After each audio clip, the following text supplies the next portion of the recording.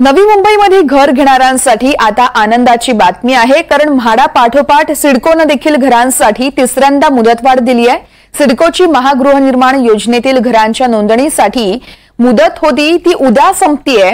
मंगळवारपर्यंत 1,20,622 ग्राहकांनी ऑनलाईन नोंदणी केली आहे। अर्ज नोंदणीसाठी फक्त 2 दिवस शिल्लक आहेत। विशेष म्हणजे सिडकोने घरांच्या किमतीही अद्यापही जाहीर केल्या नाहीयेत, त्यामुळे अनेक ग्राहक हे संभ्रमात आहेत।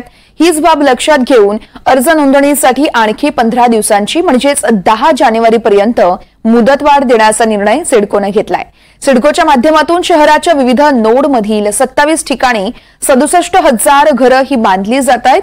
त्याचपैकी 26,000 घरांची योजना ही 11 ऑक्टोबर पासून सुरू करण्यात आली होती आणि त्यासाठीच ऑनलाईन नोंदणी करण्याची मुदत 11 नोव्हेंबर पर्यंत होती। परंतु दिवाळी आणि त्यानंतर निवडणुकीच्या धामधुमीमुळे अनेकांना इच्छा असूनही अर्ज करता आले नाहीयेत आणि आता पुन्हा एकदा ही मुदतवाढ देण्यात आली आहे। 10 जानेवारीपर्यंत तुम्हाला अर्ज करता येऊ शकतोय।